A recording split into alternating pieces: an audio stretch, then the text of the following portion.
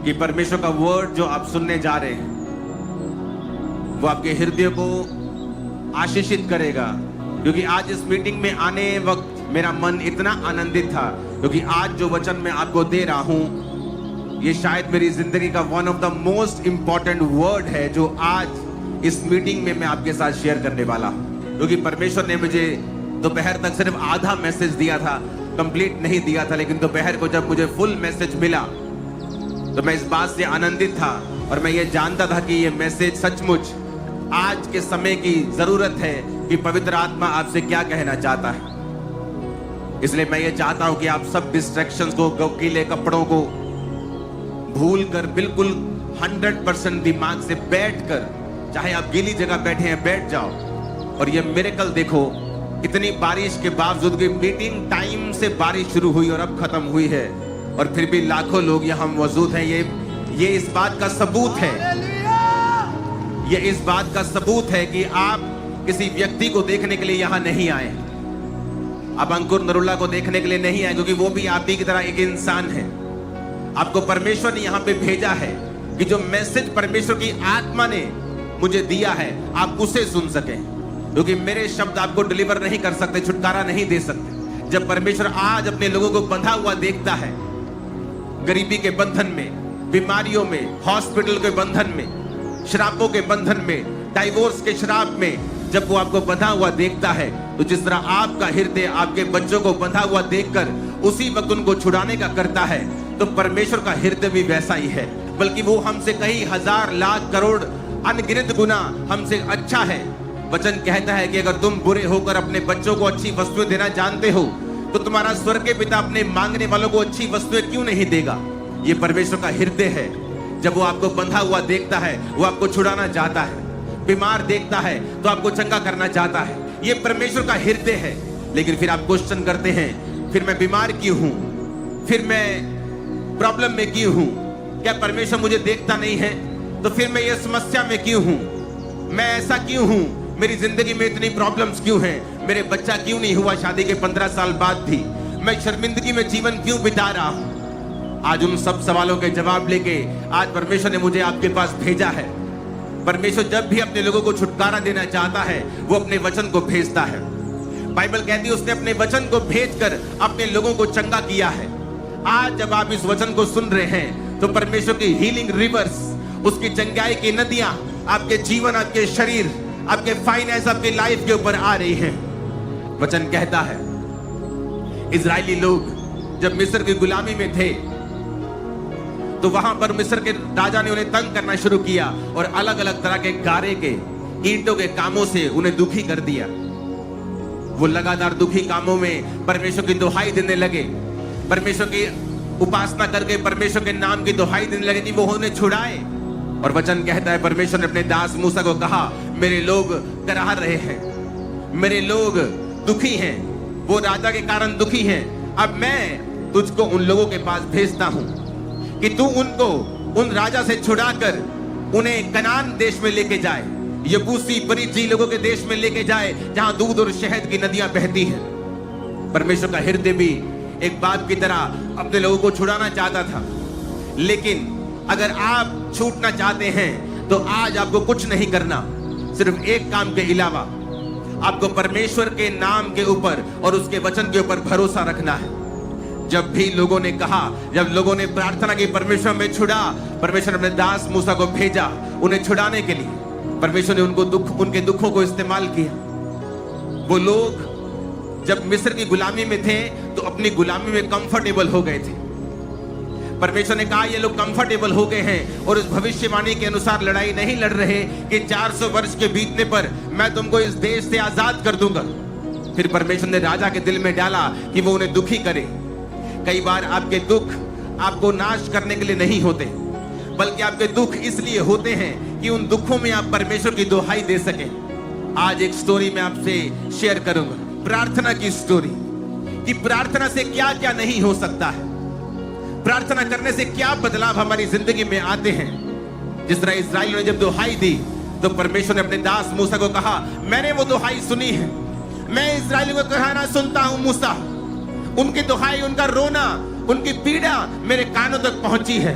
अब मैं तुझे भेजता हूं, जा उन लोगों को बता कि मैंने तुम्हारा कहराना सुना है, तुम्हारे आंसू मैंने देखे हैं, और मैं तुमको अब कनान के देश में लेके जाऊंगा और अपने वायदे को जो अब्राहम, इसहाक और याकूब के साथ बांधा था पूरा करूंगा।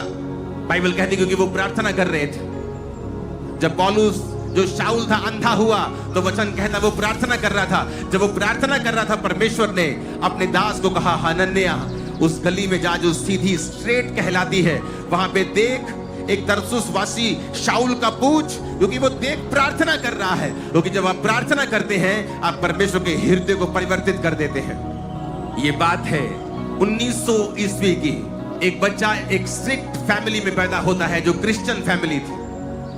अगर आप मूसा की जिंदगी को देखेंगे तो मूसा उस घराने की औलाद था। उसका बाप भी लेवी वंश का था और उसकी मां भी लेवी वंश की थी। अगर आप मूसा की हिस्ट्री को देखेंगे तो जब भी आप राइट कोई चीज करते हैं आपका रिजल्ट हमेशा राइट होता है। अब यहां पर एक फैमिली है जो बड़ी गरीब है, बड़ी पुअर फैमिली है, लेकिन क्रिश्चियन है और स्ट्रिक्ट फैमिली है।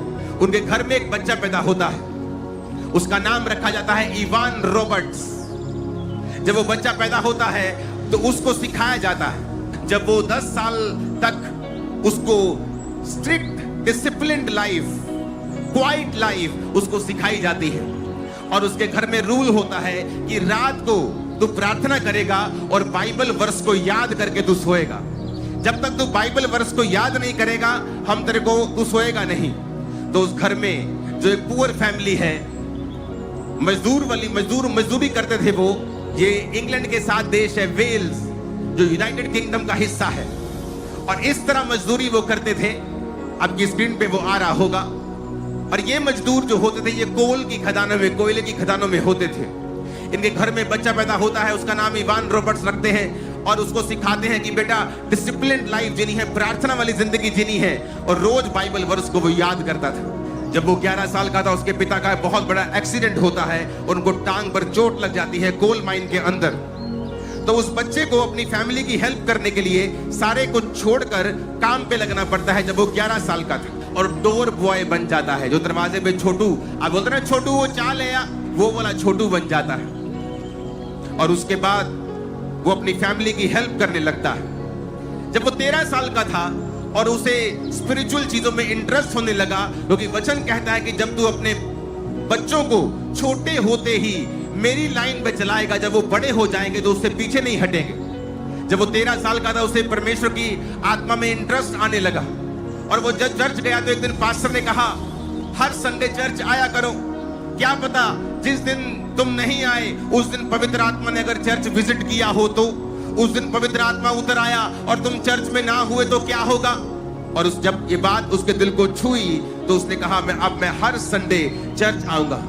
कोल माइन से काम करके थका हारा वो चर्च में जाता था, चाहे वो जितना भी एग्जॉस्टेड होता था, शरीर में थका हुआ होता था, लेकिन वो चर्च में जाता था। जब वो 20 साल का हुआ, जिस कोल माइन में वो काम करता था वहां पे एक बड़ा एक्सप्लोजन हुआ, एक बड़ा धमाका हुआ और उसकी जिंदगी बड़ी मिरेकलसली बच गई। कि देखो मैं मर सकता था यहाँ पे आसानी के साथ, लेकिन परमेश्वर ने मुझे बचाया क्योंकि मैं प्रभु के साथ जुड़ा हुआ हूँ। उसका विश्वास परमेश्वर में और बढ़ता गया। 24 साल की उम्र में उसको इच्छा हुई कि मैं परमेश्वर के कामों को करूंगा और उसने जॉब को छोड़ के लोहार का काम करने लगा अपने अंकल के साथ। उसके अंदर परमेश्वर के विजन आने लगे कि तू वेल्स कंट्री जिसकी पॉपुलेशन उस समय कोई 20 लाख के करीब थी, और उसे दर्शन आने लगे कि 1 लाख लोग उसके सामने लिखा हुआ नंबर आता था कि तू इतने लोगों को वहां पे बचाएगा। लेकिन वो जब माइन को काम को छोड़कर लोहार का काम करता था और प्रार्थना में बढ़ रहा था, 26 साल की उम्र में वो बाइबल कॉलेज चला गया और परमेश्वर ने बाइबल कॉलेज में उससे बात की कि जा और अपने एरिया के यूथ के लोगों को इकट्ठा कर। वो आया वापस और यूथ के लोगों को इकट्ठा करके वो प्रार्थना करने लगा और सिर्फ 16 लोग उसके पास आए, 16 यूथ उसके पास आया। क्योंकि ये इवान रॉबर्ट्स जब ये 13 साल का था, परमेश्वर ने इसको बोझ दिया कि तू रोज प्रार्थना करेगा, और ये रोज रात को 1 बजे प्रार्थना शुरू करता था सुबह के 5 बजे तक। और रोज 4 घंटे ये रोज प्रेयर करता था, 4 घंटे, और 13 साल लगातार इसने प्रार्थना की। और एक ही दर्शन, परमेश्वर तू रिवाइवल को लेके आ, लोग तेरे नाम को समझे। 26 साल की उम्र में परमेश्वर ने इसको बुलाहट दी, जा और अब प्रचार शुरू कर और अपने एरिया के लोगों को बचा और यूथ में जाके मेरा प्रचार कर। पहली मीटिंग में 16 यूथ आता है और ये यूथ को प्रचार करने लगता है। एक कोल माइन में काम करने वाला, एक खदान का मजदूर बात करने लगता है परमेश्वर की आत्मा के द्वारा लोगों से। और ये उसके पास कोई बहुत फैंसी सरमन्स नहीं थे, उसके पास कोई बहुत बाइबल की बड़ी डीप थ्योरी उसके पास नहीं थी। सिर्फ वो पवित्र आत्मा का भेजा हुआ जन था और दूसरा वो एक प्रार्थना करने वाला व्यक्ति था। रातों रात घुटनों पर रहकर वो एक प्रार्थना करने वाला व्यक्ति था, क्योंकि उसकी माता पिता ने उसकी जो परवरिश की थी वो बड़ी स्ट्रिक्ट क्रिश्चियन फैमिली थी। कोल माइन में काम करते करते उसके पिता को इंजरी हो गई, उसका बेटा काम पे लगाना पड़ा जब वो 11 साल का था, लेकिन चर्च जाना फिर भी वो भूलते नहीं थे। परमेश्वर के साथ जुड़े हुए व्यक्ति और प्रार्थना करने वाले व्यक्ति। जब वो आया लोगों के सामने, उसने कहा, मैं तुम्हें फैंसी सरमन देने के लिए नहीं आया हूं, बस 4 बातें मैं तुमसे कहना चाहता हूं। पहला, अपने पापों को मान लो। जितने भी पाप तुम्हारी जिंदगी में हैं, उनका अंगीकार करके तुम परमेश्वर के साथ जुड़ जाओ, ताकि परमेश्वर के सामने से तुम्हारे लिए विश्रांति से भरे हुए और शांति से भरे हुए दिन आए। हर उस हैबिट को छोड़ दो जो डाउटफुल है, जो तुम्हें लगता है कि परमेश्वर की आज्ञा से तुम्हें दूर कर रही है। चाहे वो शराब का पीना हो, चाहे वो गलत संगति हो, चाहे बॉयफ्रेंड गर्लफ्रेंड के चक्कर हो, उन सब कामों को कहता छोड़ दो। कहता तीसरा, कहता उसी वक्त पवित्र आत्मा की बात को सुनो जब वो तुमसे बात करता है, उसी वक्त उसको डिले नहीं करना। अगर तुम खाना खा रहे हो और अपने दोस्तों से बात कर रहे हो और पवित्र आत्मा तुमसे कहे बेटा जाकर प्रार्थना कर, तो उसी समय चले जाना है, परवाह नहीं करनी तेरे दोस्त क्या कहेंगे। अगर तेरे घर में चाहे कोई तेरे रिश्तेदार की शादी हो संडे के दिन, लेकिन पवित्र आत्मा तो कहे नो, तुझे सिर्फ संडे चर्च अटेंड करना है। कहता पवित्र आत्मा की बात को उसी वक्त सुनना है। अगर पवित्र आत्मा किसी से तुम्हें माफी मांगने के लिए कहता है, उसी वक्त करना है। पवित्र आत्मा की गाइडेंस के अनुसार चलना है और बिल्कुल भी देरी नहीं करनी है। वो कोई पाप छोड़ने के लिए कहता है, कोई गलत आदत छोड़ने के लिए कहता है, अपने माँ बाप को सॉरी बोलने के लिए कहता है, किसी को सॉरी बोलने के लिए कहता है, अपने पाप अंगीकार करने के लिए बोलता है, अपने पास्टर से बात कर, इस बात में वो बोलता है। कहता है उस बात में देरी मत करना कि पब्लिकली क्राइस्ट को कन्फेस करना। उसने कहा तुम जब यीशु मसीह को मानते हो तो पब्लिकली इस बात के बारे में बताना, इस विश्वास को सीक्रेट में मत रखना। 4 सिंपल मैसेज उसने दिए, 4 पॉइंट्स का सिंपल मैसेज उसने दिया और परमेश्वर ने उसकी जिंदगी में काम करना शुरू किया। जब 4 पॉइंट्स का मैसेज लोगों ने सुना, यूथ ने सुना, क्योंकि एक देश में अगर 5% लोग भी हाई लेवल के नशेड़ी हो तो पूरा देश ही नशेड़ी गिना जाता है। एक स्टेट में जब 5% ही लोग नशा करने वाले हो, पूरे स्टेट का नाम बदनाम होता है कि ये तो स्टेट ही नशेड़ियों का है जी। उस देश में परमेश्वर ने उसे एक आंकड़ा दिया, 1 लाख लोग, सिर्फ 20 लाख लोगों के 1 लाख, 20 लाख से हल्का सा कम थे वो। तो इसका मतलब 5% लोग थे वहां पे जहां जो बहुत ही पाप में थे और अत्यधिक अंधेरे में थे। जब उसने प्रीच करना शुरू किया, वहां पे जो मेन न्यूज चैनल उसका नाम था द वेस्टर्न मेल, उस न्यूज़पेपर में अलग अलग तरह के स्पोर्ट्स के कॉलम्स आते थे कि आज ये व्यक्ति आ रहा है, आज ये क्रिकेट हो रहा है, आज ये फुटबॉल का मैच है। लेकिन जब उसने प्रीच करना शुरू किया और लोगों ने क्राइस्ट को एक्सेप्ट करना शुरू किया और 1 लाख लोग 1-1.5 साल के अंदर अंदर बचा दिए गए उस देश में। न्यूज चैनल्स के ऊपर ये आने लगा, आज इतने लोगों ने तौबा की, आज इतने लोगों ने क्राइस्ट को अपना जीवन दिया। पूरा न्यूज चैनल ने, पूरे न्यूज रिपोर्ट ने, उस न्यूज़पेपर ने एक पूरा पेज इस पास्टर को डेडिकेट कर दिया। जो बड़े बड़े उस न्यूज पेपर के बड़े बड़े जो रिपोर्टर्स थे वो पास्टर्स के संग जाने लगे मीटिंग्स में और मीटिंग की सारी जानकारी वो लिखते थे। आज इस जगह पे मीटिंग हुई और इतने लोगों ने क्राइस्ट को अपना जीवन दिया। बेदारी पूरे एरिया में हिट कर गई, यूथ परमेश्वर का काम करने लगा, वो वर्शिप करने लगे, वर्शिप में रोते थे, चिल्लाते थे, परमेश्वर की स्तुति करते थे, आराधना करते थे। कोई उनको मैड मैन बोलता था, कोई पागल आदमी बोलता था, लेकिन उस एरिया में इतना काम हुआ कि उस एरिया के सारे बार्स सारे पब बैंकरप्ट हो गए, क्योंकि वो सारे लोगों ने शराब पीना बंद कर दिया और पब्स में जाना बंद कर दिया। उन पब्स ने, जिन न्यूज़पेपर्स की मैं बात कर रहा हूं, वो क्रिश्चियन न्यूज़पेपर्स नहीं थे, वो वहां के सेकुलर न्यूज़पेपर थे।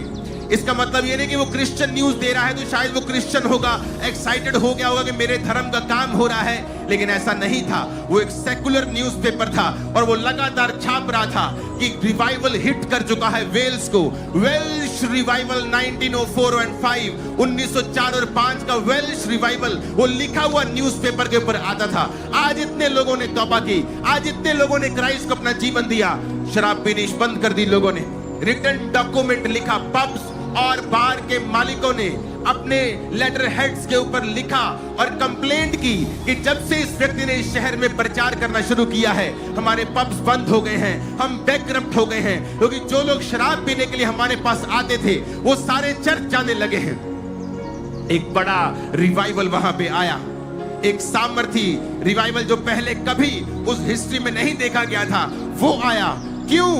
क्योंकि एक व्यक्ति ने फैसला किया कि मैं वहां पे प्रार्थना करूंगा। उस व्यक्ति ने फैसला किया कि मैं प्रेयर करूंगा अपने देश के लिए, अपनी स्टेट के लिए मैं प्रार्थना करूंगा। आज आप दुखी हो जाते हैं, क्या आपने प्रार्थना की? क्या आप रोज 6 घंटे परमेश्वर की हुजूरी में बैठते हैं? 2008 में 3 लोगों से खामरा चर्च शुरुआत हुई थी, लेकिन उस 3 लोगों की शुरुआत होने से पहले मैं रोज 6 से 8 घंटे रोज प्रार्थना करता था। इसलिए नहीं कि मैं बड़ा धर्मी था, इसलिए कि मुझे हीलिंग चाहिए थी, और उस हीलिंग को परमेश्वर ने बहाना बनाकर रोज मुझे अपनी हजूरी में बैठा देना। रोज 6-6 घंटे, 8-8 घंटे रोज मैंने परमेश्वर की प्रेजेंस में बैठना। जब आपको हीलिंग चाहिए होती है, आप 2 मिनट मांगते हैं, 5 मिनट मांग लेंगे, 10 मिनट मांग लेंगे, उसके बाद क्या मांगेंगे बार बार? जब मेरा यूथ जो फ्रेंड होते थे, जब संडे आता था उनको एक्साइटमेंट होती थी, वाओ आज हम वाटर पार्क जा रहे हैं, आज हम घूमने जा रहे हैं, आज हम पहाड़ों पे जा रहे हैं। और मेरे दिल में एक्साइटमेंट होती थी, वाओ आज मुझे अपनी दुकान से छुट्टी है, क्योंकि मैं बिजनेस करता था। आज चर्च को मुझे सुबह जाकर मेरी पूरी शाम मेरे पास फ्री है। मेरे पास एक्साइटमेंट होती थी कि आज मैं फुल नाइट प्रेयर कर सकता हूँ, आज फुल शाम मैं प्रार्थना कर सकता हूँ। उन 3 लोगों से शुरू हुई चर्च को परमेश्वर ने इस इंडिया की सबसे बड़ी बिगेस्ट चर्च, कितना यूथ इस चर्च ने बदला, उसके गवाह हैं। कितने हजारों लाखों डॉक्यूमेंटेड लोगों ने खामरा में नशा छोड़ा है, आप लोग उसके गवाह हैं। क्योंकि मेरा परमेश्वर सब कुछ कर सकता है अगर कोई व्यक्ति इस बात पे बिलीव करे। आप दुखी हैं क्योंकि आपका हस्बैंड दारू पीता है, आप दुखी हैं क्योंकि आपकी बेटी बिगड़ी हुई है, आप दुखी हैं क्योंकि आपका बिजनेस नहीं चलता है, आप दुखी हैं क्योंकि आपको डिप्रेशन है। तो कितने घंटे आपने प्रार्थना की है रोज? दुखी होने से आप ठीक नहीं हो जाएंगे, दुखी होने से आप आजाद नहीं होंगे जब तक आप दुहाई नहीं देंगे परमेश्वर के नाम की, जब तक आप फैसला नहीं करेंगे आज से मैं रोज घुटनों पर जाके परमेश्वर के सामने बैठूंगा, क्योंकि उसका वचन कहता है मेरे प्रिय भाइयों दृढ़ रहो, हियाव बांधो, क्योंकि तुम जानते हो मसीह में की गई मेहनत कभी व्यर्थ नहीं जाती। कितनी मेहनत की आपने अपने देश के लिए। सबसे ज्यादा स्ट्रेस्ड वो काम है तो वो पास्टर्स का होता है, और उनको प्रार्थना करने की जरूरत होती है। वो फैंसी सरमन से लोगों को बचा नहीं पाएंगे, वो फैंसी सरमन देके लोगों के हृदय को परिवर्तित नहीं कर पाएंगे। उनको घुटनों के ऊपर सरमन को पैदा करना होगा, उन्हें घुटनों पे आना होगा, हाथों को उठाना होगा, रात रात परमेश्वर की दुहाई को देना होगा। रातें लोगों के सोने के लिए हैं, क्रिश्चियन लोगों के बनने के लिए हैं, हमारे सोने के लिए रातें नहीं होती हैं। मसीह जीवन के 21-22 साल में चंद रातों को जानता हूं जब मैं फुल नाइट सोया हूंगा। मुझे याद नहीं, अब मैं याद कर रहा हूं तो मुझे याद नहीं मैं किस रात को फुल नाइट सोया था। आपको एक प्राइस पे करना होता है, एक मूल्य अदा करना होता है, क्योंकि परमेश्वर सुनने के लिए तैयार है। अगर आप बच्चों को आप छुटकारा देने के लिए तैयार हैं तो परमेश्वर आपको छुटकारा देने के लिए तैयार है। लेकिन कहां है आपकी प्रार्थना, कहां है आपका विश्वास? क्या आप गरीब होकर भी चर्च जाते हैं? गरीब होकर, दुखी होकर, एग्जॉस्टेड, थके हारे होकर भी क्या आप चर्च में हैं? आज थोड़ी सी बारिश हुई और आपसे बारिश नहीं संभली, लेकिन आपसे तो संभली, आप यहां हैं, लोगों से नहीं संभलती। बड़े बड़े न्यूज़पेपर उसके बारे में छापने लगे, पूरा कॉलम उसको दे दिया, न्यूज़पेपर का पूरा कॉलम आता था। आज यहाँ बेदारी सभा हुई, इतने लोगों ने तौबा की, इतने लोगों ने बपतिस्मा लिया। इस इवान रॉबर्ट्स में बात करो जिसके पिक्चर आप स्क्रीन के ऊपर देख रहे हैं। जब कोयले की खदानों में बेदारी शुरू हुई तो कोयले की खदान के सारे वर्कर जो थे वो मसीह में आ गए, और मसीह में जब आ गए तो वहां पे एक काम हुआ। जो कोयले की प्रोडक्शन थी वो पूरी तरह से कम हो गई, बहुत कम हो गई। उसका रीजन ये था कि वहां की खदानों के अंदर जितना कोयला था, वहां के घोड़े जो होते थे, उन घोड़ों पर वो लाद कर उन कोयले को वहां से निकालते थे। नीचे ही सारा कुछ, खदान नीचे बहुत बड़ी होती है। अगर आपको कोयले की खदान के बारे में नहीं मालूम तो नीचे ही पूरा एक तरह का बहुत लंबा होता है। ये देखो, उनके अस्तबल भी वहीं रखते थे और कोयले को ऐसे डंडे लगाकर उस छत को ऐसे रखते हैं जमीन को कि वो नीचे धंस ना जाए। धंसने से बहुत से मजदूर मरे हैं इंडिया में, पूरी दुनिया में अभी भी मरते रहते लोग। अब अगर आप न्यूज फॉलो करते हैं तो वहां पे गाड़ी नहीं जा सकती, अंदर कार नहीं जाती। अगर दो स्कूटर भी आमने सामने ऐसे आएंगे तो एकदम से पास नहीं करते, रुक के थोड़ा टेढ़ा मेढ़ा होके पास करते हैं। सब अमीर लोग भी वहां रहते हैं, ऐसा नहीं कि गाड़ी नहीं तो गरीब लोग रहते हैं, अमीर लोग भी वही रहते हैं। लेकिन जब वहां पे किसी ने कंस्ट्रक्शन करनी होती थी, मलबा उठाना होता था या कुछ रेत लेके आने, तो गाड़ियां नहीं आती थी, तो गधों पे लेके वो आते थे। तो जब मैंने ये स्टोरी पढ़ी मुझे रिलेट हुआ, क्योंकि वहां पे गधों में शायद आज भी ऐसा करते हैं वो लोग जो बिल्कुल डीप गलियों में रहते, गलियां अंदर गाड़ी नहीं जा सकती। तो वो जब गधों को हाँकते हैं ना, यहाँ पे जलंधर में तो बोलते थे ओए मर जा, ऐसे बोलते थे। तो उन्होंने बताया कि वहां के जो घोड़े थे उनको ट्रेंड किया गया था गालियां दे दे के। तो जब उनको वो मारते थे या निकालते थे कोयले की खदान से, तो जब वो गाली देते थे और कर्स करते थे, श्रापित वर्ड्स बोलते थे, तो घोड़े चलते थे। लेकिन जब वो मसीह में आ गए, उन्होंने कर्स करना बंद कर दिया। और जब कर्स करना और गाली देना बंद कर दिया, जब वो घोड़ों को बोलते थे कि चलने के लिए, घोड़े चलते नहीं थे क्योंकि उनकी ट्रेनिंग नहीं हुई थी। वो गाली को ही समझते थे, वो गाली नहीं देते थे तो घोड़े रुकते थे।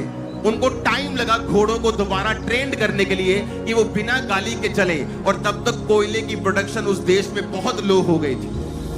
वो व्यक्ति जो चर्च जाता था, वो व्यक्ति जो चर्च को छोड़ता नहीं था, कोयले की मान से थका हुआ भी चर्च जाता था, कोयले की मान से थका हुआ भी कंप्लेंट नहीं करता, प्रभु किस गरीब घर में पैदा कर दिया, एक तो है ये गरीब, ऊते से ये करो, बाइबल वर्स रेडी करो, ये बाइबल वर्स याद करो, ये करो वो करो, क्या बकवास है ये।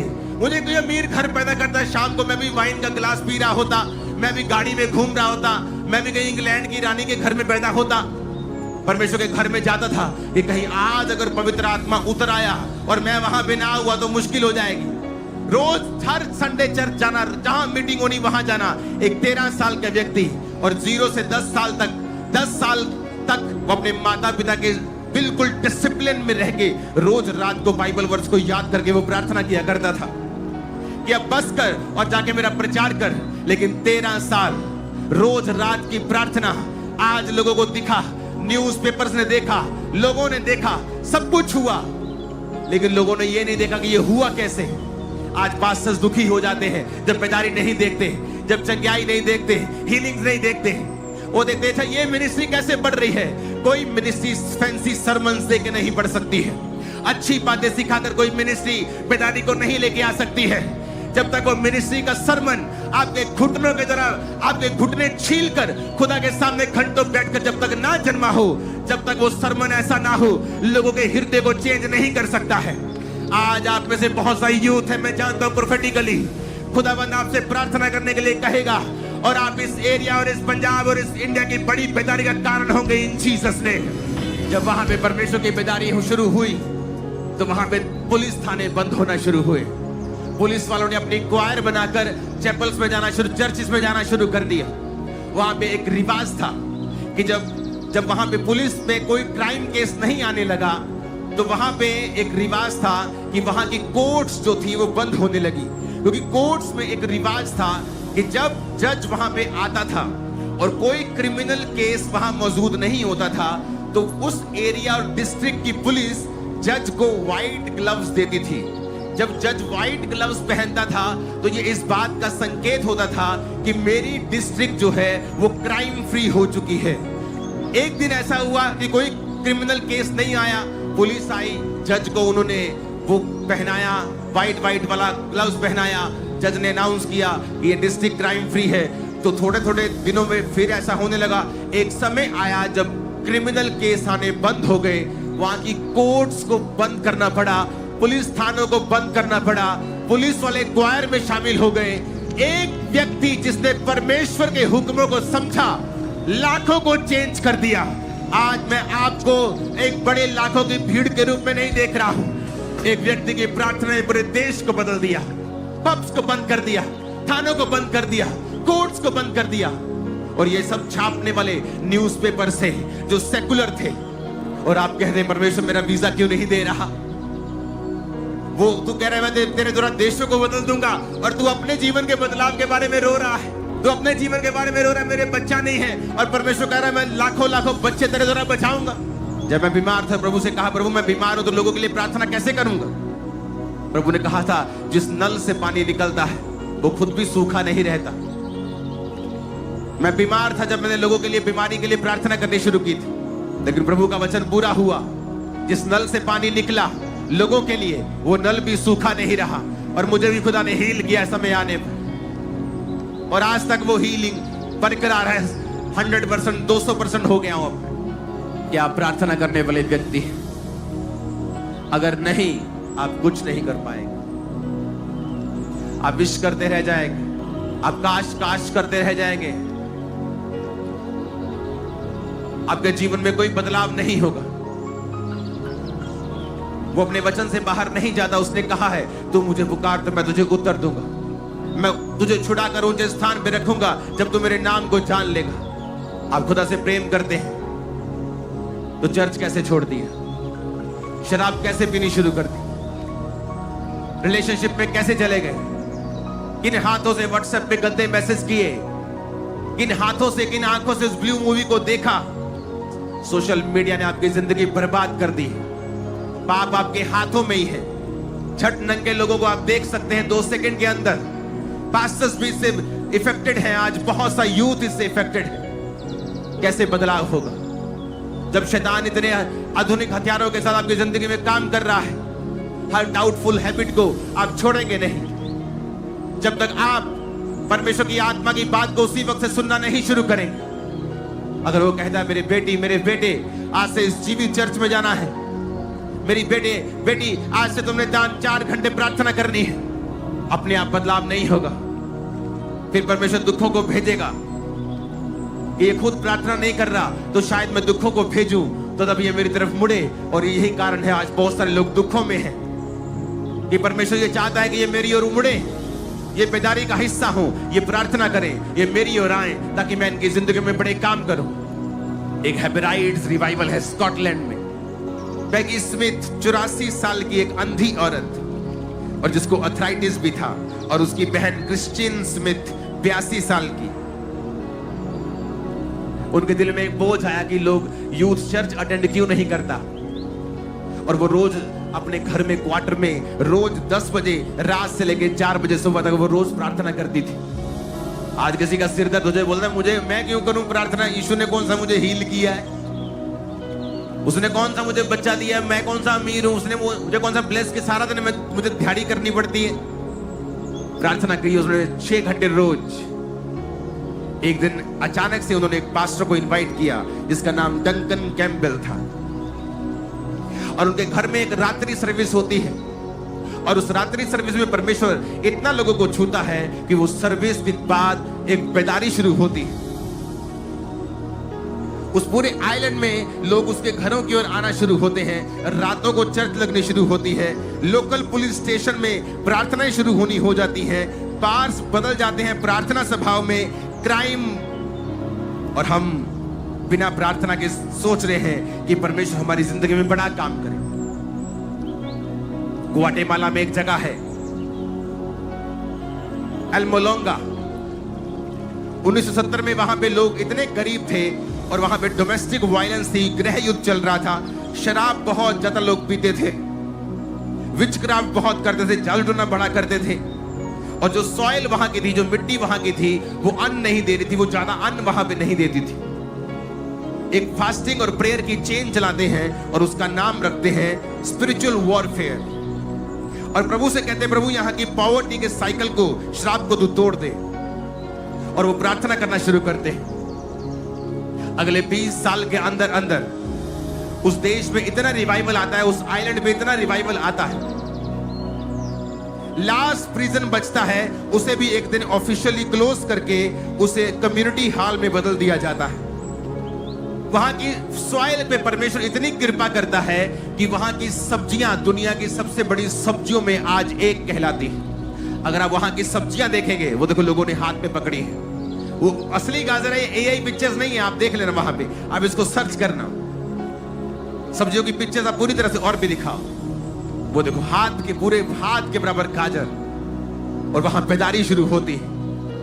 उसके बाद उसको वो छोटे से आइलैंड पे इतनी सब्जी रोज आती है कि वो मिलियंस ऑफ डॉलर्स में रेवेन्यू करना शुरू होते हैं, और पूरा पॉवर्टी का और गरीबी का साइकिल परमेश्वर 20 सालों के अंदर उस पैदारी में तोड़ के रख देते हैं। एक पास्टर डिसाइड करता है, आओ फास्टिंग करते हैं और प्रेयर करते हैं। आज का क्रिश्चियन कहां है? वो टीवी के सामने बैठा, वो नेटफ्लिक्स के सामने बैठा, वो शादियों में मगरूर है, बिजी है, काम धंधे में लगा हुआ है। लेकिन ये चीजें आपको छुड़ा नहीं सकती। उसे छुटकारा चाहिए, लेकिन वो जानता नहीं छुटकारा होगा कैसे। अगर रोने से छुटकारा हो जाता तो दुनिया को कोई भी आदमी मरता ना। अपने जवान हस्बैंड को मरता देखे फिर वो औरतें रोती और उसको बचा लेती। अगर एक अंधी औरत की प्रार्थना से पूरा आइलैंड, पूरा वो एरिया बदल सकता है। वहां के जेल्स बंद हो सकती है। एक जेल को बंद करके कम्युनिटी हॉल में बदल दिया जा सकता है। जब लोग मेरे पास आते हैं, मेरी फैमिली में ट्रबल है, मैं बोलता हूं प्रार्थना करो। मुझे लगता है कि प्रार्थना मतलब प्रभु से एक बार बोलेंगे प्रभु जी करो कुछ। प्रार्थना मतलब प्रार्थना करो 2 घंटे, 3 घंटे, 4 घंटे, 5 घंटे, 6 घंटे, 8 घंटे। कब? रोज। जब तक रिजल्ट नहीं आता रोज करो। मैंने सालों प्रेयर की। अपनी लाइफ का बिगेस्ट ब्रेक थ्रू पाने से पहले मैंने 10 साल रोज प्रार्थना की, और किसी किसी दिन 8 घंटे भी की। इसलिए नहीं कि मैं बड़ा धर्मी हूं, इसलिए कि मुझे छुटकारा चाहिए था। परमेश्वर ने मेरे दुखों को इस्तेमाल किया। मेंटली अपसेट के अटैक्स में बाइबल पढ़ना जरूरी होता था, क्योंकि दुष्ट आत्मा मुझे छोड़ के चला जाता था जब बाइबल पढ़ता था। इसी कारण से नया नियम 5-6 दिन में, 4 दिन में पूरा पढ़ लेता था। आज मुझे बाइबल याद है, बाइबल के वचनों की नॉलेज है। इसलिए नहीं कि मैं धर्मी था और बाइबल को खोज रहा था, इसलिए कि मैं दुखी था और परमेश्वर ने मुझे इस दुख में सिखाया बाइबल पढ़ना। लेकिन आज जब बाइबल में पढ़ता हूं, मैं दुखी हूं इसलिए नहीं पढ़ता हूं, वो मुझे आदत डाल दी परमेश्वर ने बाइबल पढ़ने की। प्रार्थना इसलिए नहीं करता, मुझे छुटकारा चाहिए, मैं छुटकारा पा चुका हूं, लेकिन आज मुझे आदत है घंटों प्रार्थना करने की। और यही बेदारी का कारण है। मेरी बेदारी का कारण कोई इंतजाम नहीं है। आप क्या इंतजाम कर लेंगे? इतनी बारिश में क्या कर लेंगे? सब फेल हो सकता है। जब आप प्रार्थना करने वाले व्यक्ति होते हैं, आप समझते हैं कि आपको प्रेयर के लिए कॉल किया गया है। बाइबल में परमेश्वर ने कहा मेरा घर प्रार्थना का घर कहलाएगा। चर्चिस को प्रार्थना का घर परमेश्वर ने बोला गया है। लेकिन आज वो क्या बन चुके हैं? व्यभिचार का अड्डा, चोरी का अड्डा, पुलपट के ऊपर एक दूसरे को छीलना, एक दूसरे के ऊपर तोहमतें लगानी, एक दूसरे को नीचा करना। कहां गया हमारा प्रेम? ये होली स्पिरिट की बात को सुनना है, तौबा करनी है, पापों को खत्म कर देना है, गंदी आदतों को खत्म कर देना है, होली स्पिरिट को सुनना है, पब्लिकली क्राइस्ट को कन्फेस करना है। 4 पॉइंट्स ने पूरा देश बदल दिया। जब आपकी लाइफ में आपको लगेगा कि अब एक भी रात में निकाल नहीं सकता, अगली सुबह आपकी जिंदगी की सबसे खूबसूरत सुबह होगी। जब आपको लगेगा कि नहीं ये हल नहीं हो सकता, medically it is impossible, naturally ये इम्पॉसिबल है, एक दिन आएगा जब आप बड़ा मिरेकल देखेंगे। अगर आप खुदा के साथ लगे रहेंगे, खुदा के साथ जुड़े रहेंगे, जो राइट है वो करेंगे। कब राइट करेंगे? जब सब कुछ अच्छा चल रहा है, तब तो हर बंदा राइट कर सकता है। एक लेवी घराने का पुरुष एक लेवी घराने की औरत के साथ तब शादी करता है जब वो मोस्ट डिप्रेस्ड टाइम था। इजरायली हिस्ट्री का द मोस्ट डिप्रेस्ड टाइम, जब राजा उनको बिल्कुल दुखी कर रहा था, तब मूसा पैदा होता है। वो गरीबी से छुटकारा, शर्मिंदगी से, श्रापों से, ट्रबल से, डैनियल की लाइफ में बड़ा बंधन कि उसको पकड़ के लेके जाते हैं। अब तू हमारे राजा के अधीन रह के उसके दरबार में आया करेगा। इतने डिप्रेस टाइम में भी कहता मैं वही खाऊंगा जो बाइबल कहती है, जो बाइबल नहीं कहती मैं वो नहीं खाऊंगा, चाहे मुझे मरना पड़े। और हम कहते हैं आज मैं दुखी था, आज मुझे मेरा वीजा फिर से 7वीं बार रिजेक्ट हो गया, मैं शराब पी के आया हूं घर। और मैंने अपनी गर्लफ्रेंड से बात भी की है। आज मैं दुखी थी, मैंने 7 घंटे टीवी देखा है, मैंने प्रेयर भी नहीं की 3 दिन से। क्यों? क्योंकि मैं दुखी थी। आप जब दुख में सही चीज नहीं करते हैं, वो दुख लंबा चलता है, पीढ़ी दर पीढ़ी फिर आगे चलता है। क्योंकि परमेश्वर आपको छुटकारा तभी देता है जब आप वचन पूरा करते हैं। उसने कहा, मैं यीशु नाम से कोई दुनिया में बड़ी चीज नहीं कहता, यीशु नाम से भी एक चीज बड़ी है, वो है मेरा वचन। और वचन में लिखा है, तू मुझे पुकार तो मैं तुझे उत्तर दूंगा। तू मेहनत करेगा, मैं सफल करूंगा। तू दुहाई देगा, मैं उत्तर दूंगा। और आज लोग आधे घंटे की प्रार्थना को दुहाई समझ बैठे हैं। महीने में 1 संडे चर्च जाके, बाकी साल में 2 बार क्रिसमस और ईस्टर पे चर्च जाके अपने आप को क्रिश्चियन समझे बैठे हैं। आप कहां क्रिश्चियन हैं? आपसे ज्यादा तो अन्य जाते हैं लोग चर्च, इतना तो वो चले जाते हैं चर्च में इतना आप जाते हैं। टाइट हम देते नहीं, हमारा गुजारा नहीं होता। इसलिए नहीं होता क्योंकि तुमको पहले अगर पैसे में छुटकारा चाहिए तो अपना पैसा खुदा के कामों में देना सीखो। जब ये चर्च बड़ी हुई और चर्च में 500 लोग आने लगे तो परमेश्वर ने कहा, चाहे तेरी चर्च बढ़ जाए और तुझे विजिट करनी पड़ती है, लेकिन प्रार्थना का समय कम नहीं होना चाहिए।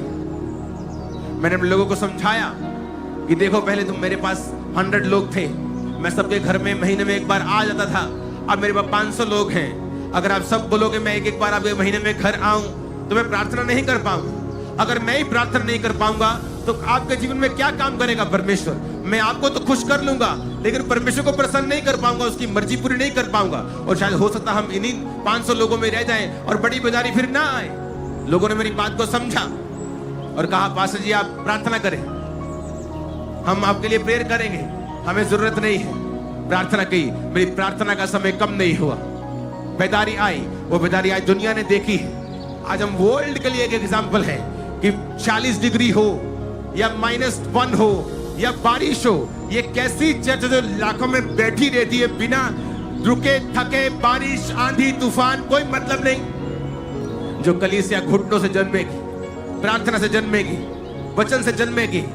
और वो वचन जो आपने परमेश्वर की हुजूरी में लिया है, जो आपने प्रीच करने के लिए नहीं पढ़ा, जो आपने रियल में खुदा की आत्मा से लिया है, वो लोगों के हृदय को परिवर्तित करता है। अगली बार जब पठानकोट में मैं आऊंगा, मैं 2 दिन के लिए आऊंगा, 2 रातों के लिए आऊंगा। आज आपको चुन चुका है, बड़ा काम करने के लिए चुन चुका है।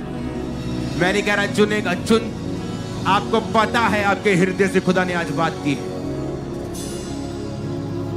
जाओ और यूथ ग्रुप्स बनाओ, व्यभिचार के लिए नहीं, लड़के लड़कों के साथ, लड़कियों लड़कियों के साथ।